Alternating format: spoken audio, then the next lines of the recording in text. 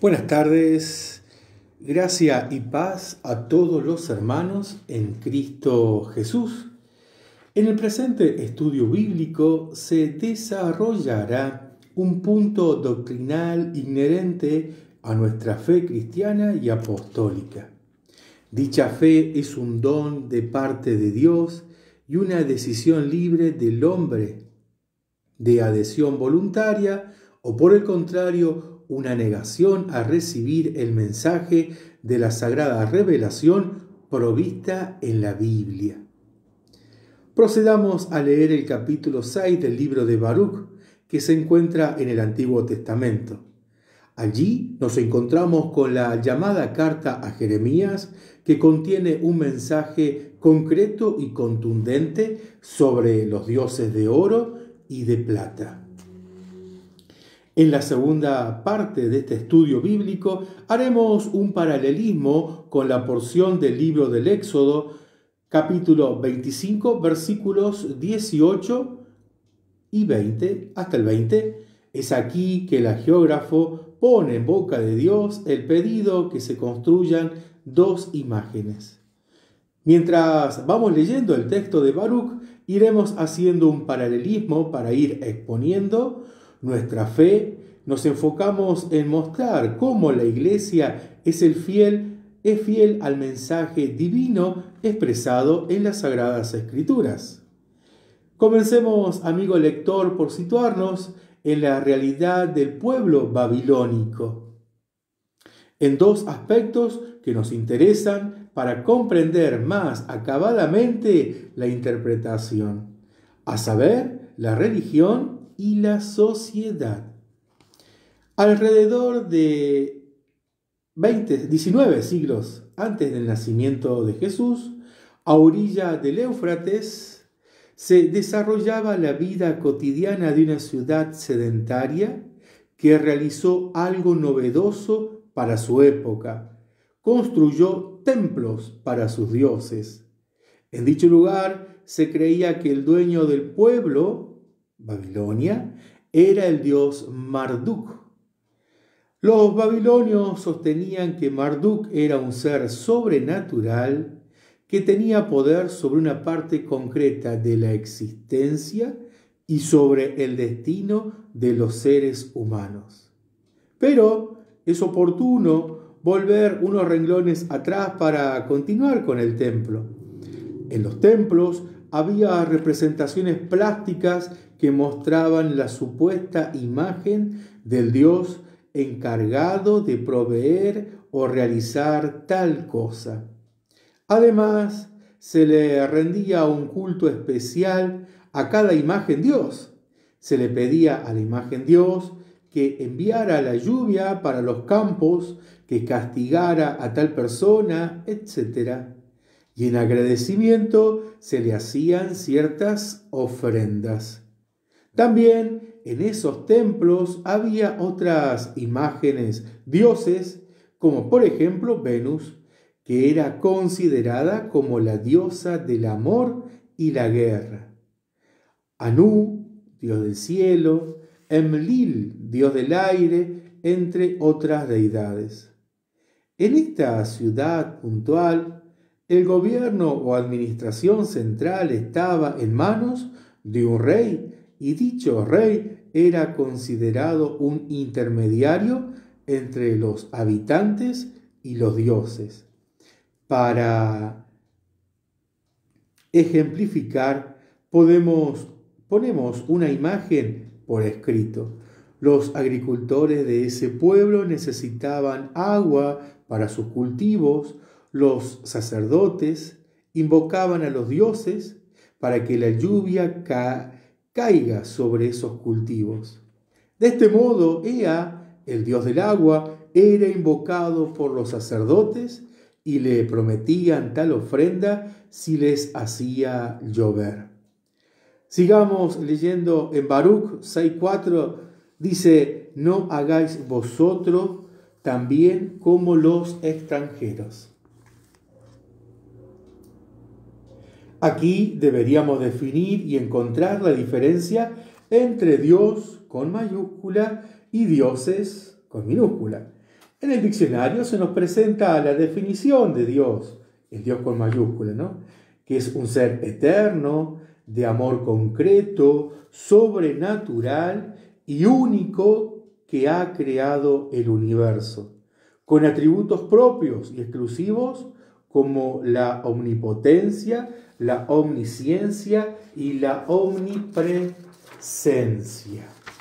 Además, esta definición de Dios, una deidad o un Dios, es aquel al que normalmente se le atribuyen poderes importantes. En consecuencia, vemos que el Dios, con mayúscula, en el que creemos los cristianos, es un Dios con atributos propios, y a los demás dioses, con minúscula, se les atribuyen determinados poderes que no son tales, efectivamente. Entonces, aquí tenemos que dar vida al texto que afirma: no hagáis vosotros también como los extranjeros. De hecho, podemos pensar en esta frase que no debemos tener miedo a nuestro Dios, sino que confiemos plenamente. Es más, que no debemos tener otros dioses como los babilónicos que tienen centenares.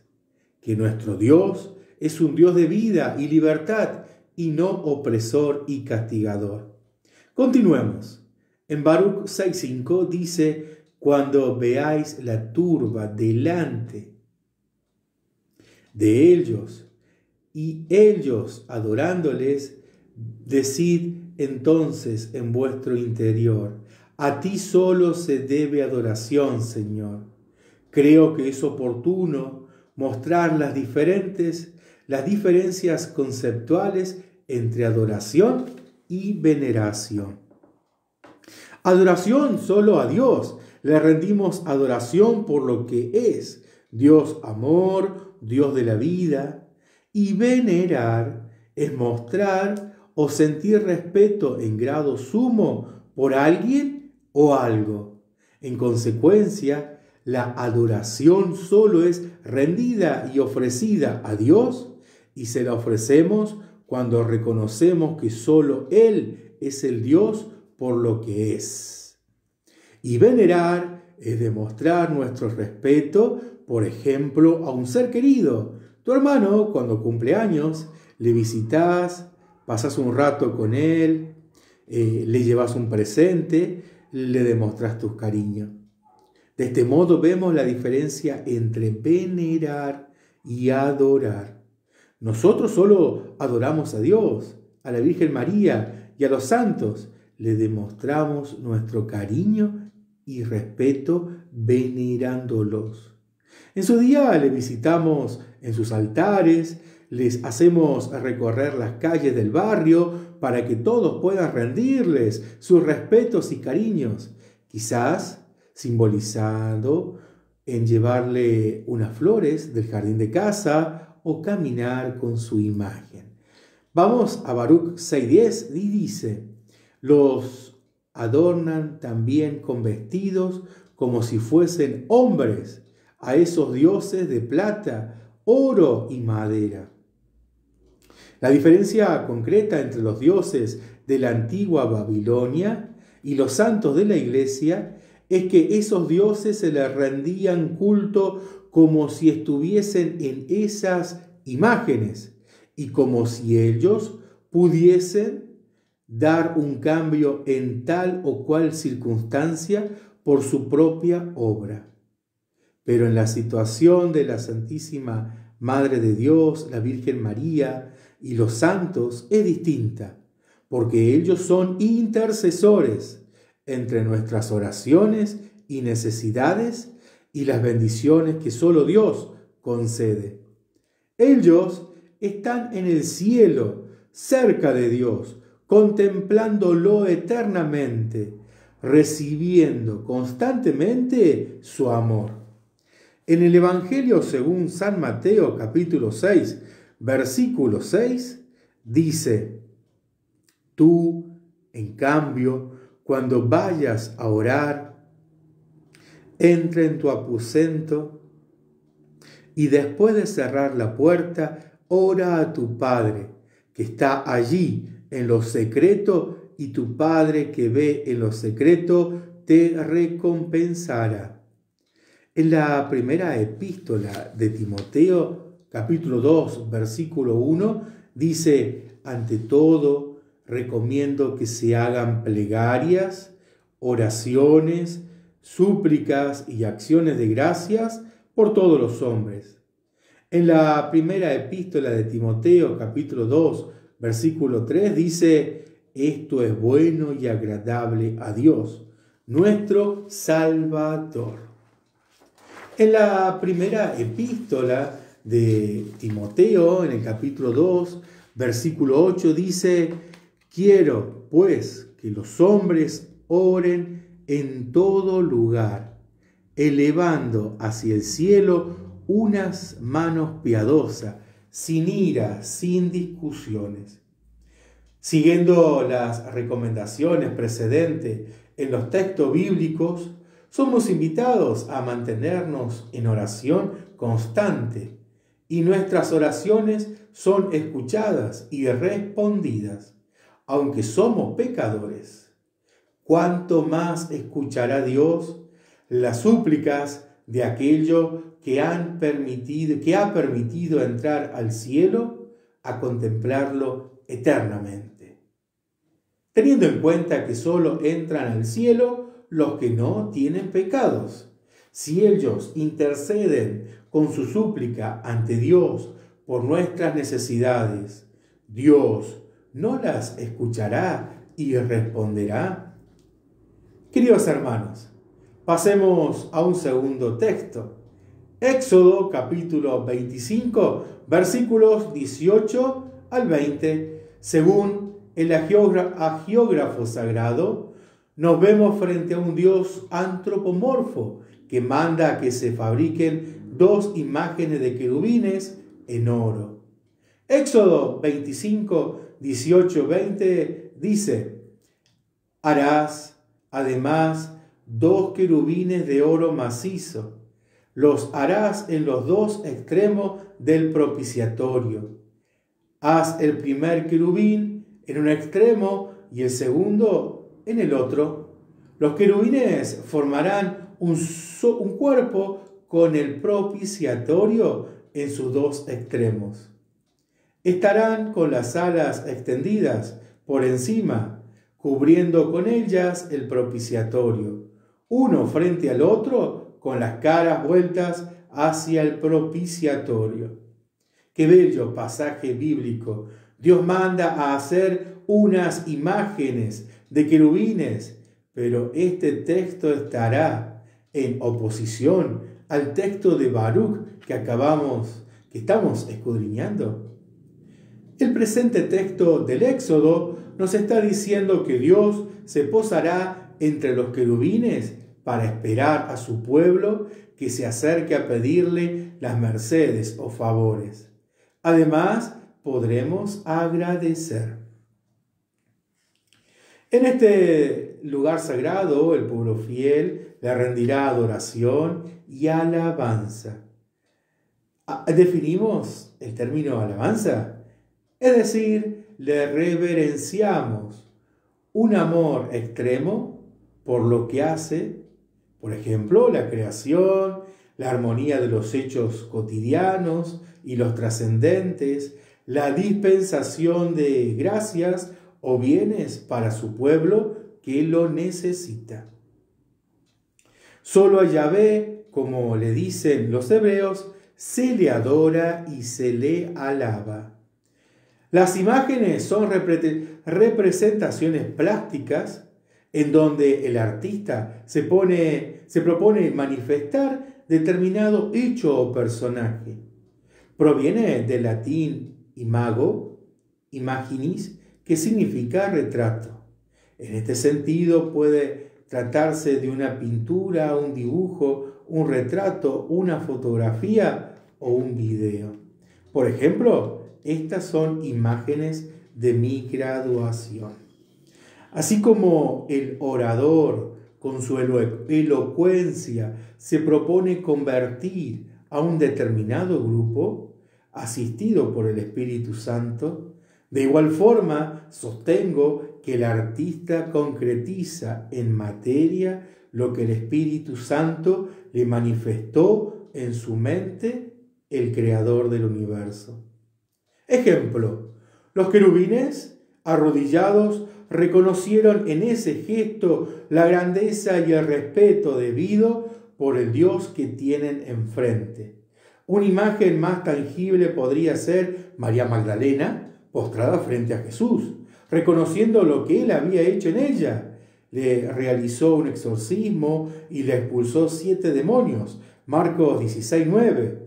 Y ellas, acercándose a Jesús resucitado, se asieron a sus pies y le adoraron. Eso lo encontramos ahí en Evangelio según San Mateo, capítulo 26, versículo 9b.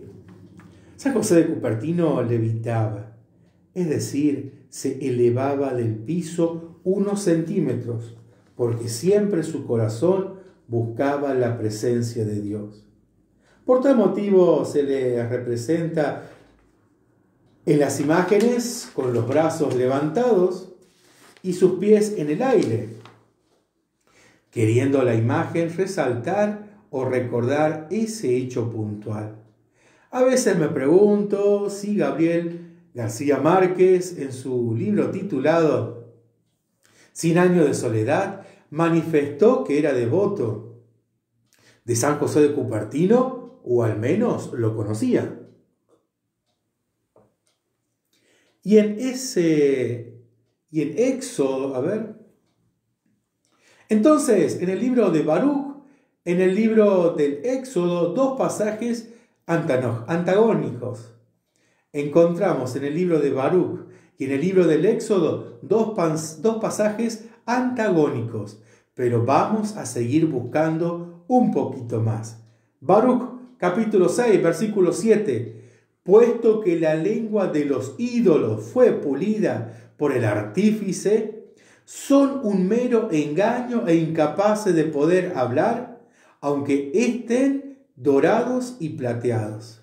Y en Éxodo, capítulo 20, versículos 4 y 5, dice: no te harás escultura ni imagen alguna, ni de lo que hay arriba en los cielos, ni de lo que hay abajo en la tierra, ni de lo que hay en las aguas debajo de la tierra. No te postrarás ante ellas, ni le darás culto, porque yo, Yahvé, tu Dios, soy un Dios celoso, que castigo la iniquidad de los padres en los hijos hasta la 3ª y 4ª generación de los que me odian. Me pregunto, ¿cómo Dios en el capítulo 20 del Éxodo prohíbe hacer escultura de lo que hay en la creación? Y apenas 5 capítulos más adelante, en Éxodo 25, manda a hacer 2 querubines de oro macizos. ¡Ay! Ya estamos, pues, se va complicando esto. La diferencia es adorar y dar culto a esculturas que ocupan el lugar sagrado de Dios. Por este motivo, Dios no se atribuyó a sí mismo un nombre propio en el Génesis, y mucho menos se mostró con una imagen definida que lo represente. Él no quería que lo poseyesen dentro de una figura, porque Él es eterno y es el creador de todo, partiendo de la nada. Como para ir cerrando esta exposición, deseo dejar 3 pensamientos como síntesis. Primero, el punto de discusión no deben ser las imágenes, porque estamos rodeados de imágenes. En la televisión, en las redes sociales, en los libros, en el dinero, etc. Menos mal que la radio no tiene imágenes, por ahora, no sé en un futuro. 2. Lo que sí es indiscutible y no se puede poner en tela de juicio es cuál es la finalidad de una imagen. Una imagen puede ser usada como elemento pedagógico, como encontramos en Éxodo 25, versículos 18 al 20, pero nunca ser construida para ser adorada. Solo a Dios se le adora. Y tercer punto, en la iglesia tenemos imágenes que representan y solo representan un hecho trascendente en una persona, un santo, la Virgen, etc. Nosotros no las adoramos, sino que las veneramos. Ya explicamos la diferencia, renglones arriba, que es adorar y venerar. Así como cuando hemos necesitado alguna gracia de Dios, le hemos pedido que interceda tal o cual santo o virgen, nosotros, al recibir la bendición pedida, reconocemos que es Dios el que la concede. Los santos y la Virgen solo son intercesores y como intercedieron, le veneramos ofreciéndoles una flor o algún presente en señal de agradecimiento.